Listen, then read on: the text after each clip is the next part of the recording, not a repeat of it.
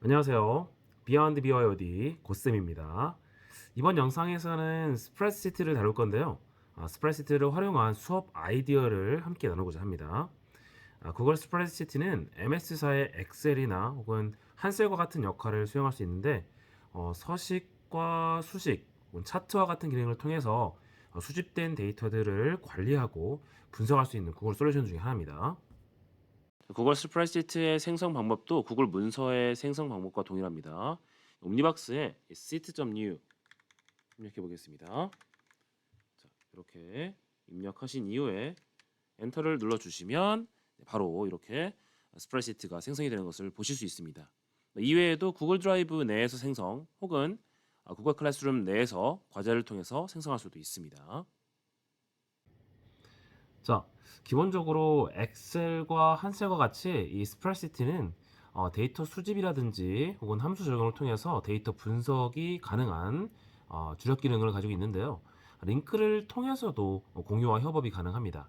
따라서 하나의 스프레드시트 내 다수의 공동 작업자가 데이터를 모아서 분석을 진행할 수도 있고, 필요에 따라서는 여러 명의 학생들이 하나의 스프레드시트 내에 주제에 맞는 데이터 혹은 텍스트를 같이 입력할 수도 있습니다.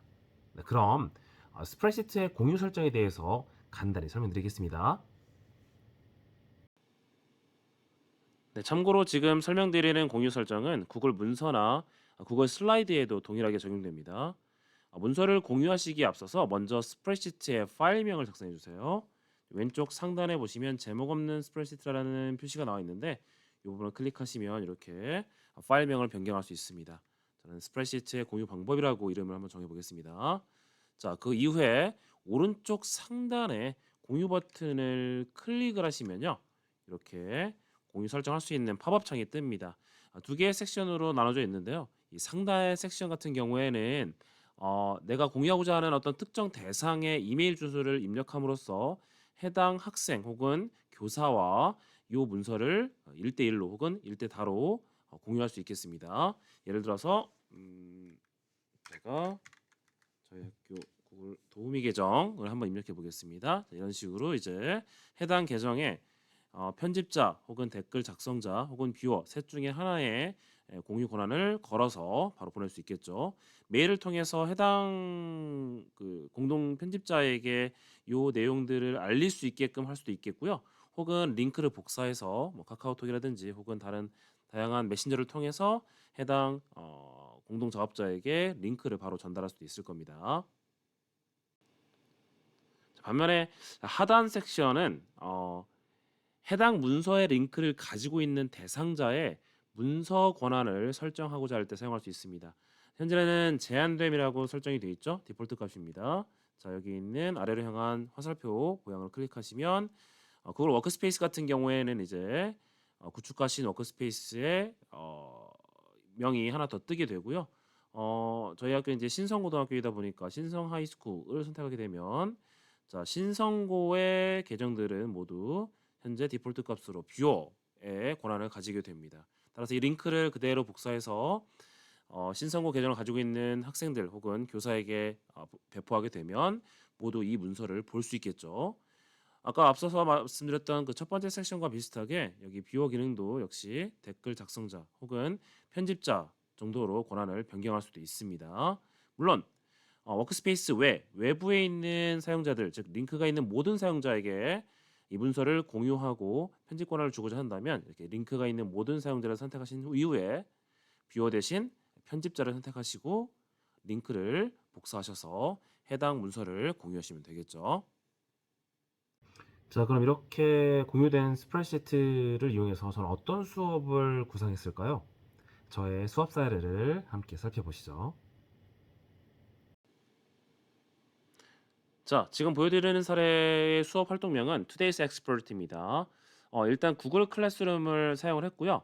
학생들은 주제 발표를 함께 하면서 자신이 선택한 영어 지문을 미리 분석하고 해당 지문의 뭐 어법이라든지 혹은 문장 구조 혹은 어휘 이런 것들을 세세하게 분석한 이후에 학교에 와서 이제 그날의 엑스퍼트, 즉 전문가입니다. 의 역할을 수행하는 거죠. 교사는 당일날 그 해당 학생에게만 지문 내용이라든지 어법 구조에 대한 질문을 마구마구 던집니다. 준비를 잘 해와야겠죠. 자, 수업 중에 이제 다룬 그 지문들의 주제들이 아마 있을 겁니다. 좀 글씨가 작아서 잘 안 보이실 건데요. 제가 좀 이따가 실제 클래스룸에 있는 내용들을 보여드릴게요. 자, 구글 스프레드시트를 모든 학생들에게 공유하고 학생들은 자신이 선택한 그 주제에 대해서 3분 스피치를 준비를 합니다. 그 스피치를 준비한 내용들을 실제 수업 시간에 발표를 한 다음에 여기 보이시나요? 네, 다음 페이지로 볼게요. 이렇게 각자가 발표한 내용들을 나름대로 요약 정리해서 스프레드시트에 기록을 하겠죠. 이렇게 저장된 기록들은 차후에 교사의 과목 세특을 위한 데이터로 활용할 수 있을 겁니다. 잠시 프레젠테이션을 멈추고 제가 실제 만들었던 구글 클래스룸 내에 과제를 보도록 하겠습니다. 자, 이렇게 Today's Experts하고 구글 클래스룸에 과제를 부여했었고요.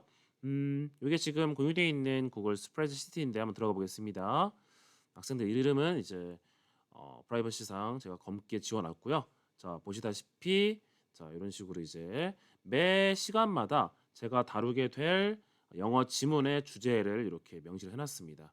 학생들에게는 반드시 기억해야 될 건 뭐냐면 이 진도표를 정확히 따라서 수업을 진행할 필요가 있어요. 그래야지만이 아이들이 나는 3월 셋째 주에 요 잡지 구독갱신의 요청에 대한 지문을 내가 분석하고 수업 시간에 엑스퍼트의 역할을 수행할 수 있겠구나라고 할 수 있겠죠. 네, 진도가 늦어지면 안 됩니다. 네, 그리고 그 주제와 연관된 어떤 주제도 상관없으니 해당 주제와 연관된 3분 스피치 주제 발표를 진행을 하고 거기에 따라서 여기 있는 요 칸에 있는 내용들을 학생들이 직접 본인이 활동했던 내용들을 간단하게 요약 정리해서 기록을 남길 수 있겠죠. 교사가 모든 학생들의 그 발표를 다 기억하고 거기에 대한 피드백을 주기가 사실은 현실적으로 좀 어려운 부분이 있잖아요. 그래서 저는 이렇게 도구를 살짝 활용하여서 학생들이 실제 수행하는 내용들을 어느 정도 정리할 수 있게끔 가이드를 하고 있습니다. 자, 그리고 또 다른 사례인데요. 다시 슬라이드 쇼로 들어가겠습니다. 자, 이번에는 사실 다른 영상에서 좀 더 자세히 다룰 예정이긴 했는데 구글 스프레드시트가 활용됐던 사례이기 때문에 잠깐 가지고 왔습니다.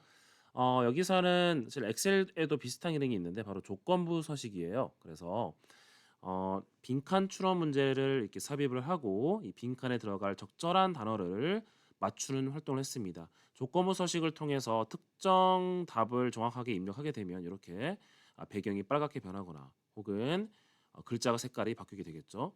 교과서에 주어진 어떤 지문을 활용한 형성평가에 해당될 수 있었고요. 이렇게 시그널북을 이용해서 암호표를 만들었습니다. 그래서 첫 번째 빈칸은 impresses라는 단어가 들어가겠네. 빨간색이네. 그럼 빈칸에 빨간색이면 B. 그리고 두 번째 칸은 inspiration이라는 단어가 들어가면 글자가 노란색으로 바뀌네. 그러면 Q 이런 식으로 이제 총 7개의 알파벳을 알아내는데요. 요게 바로 구글 클래스룸의 초대 코드가 됩니다. 요 내용은 다른 또 영상에서 좀 더 자세하게 다루도록 하겠습니다. 자, 어떠셨나요? 저는 평소 도구의 기능에 몰두하기보다는 도구를 통해서 수업에 활력을 불어넣고 학생들의 적극적인 참여를 이끌어낼 수 있는 방법을 고민하고 있습니다.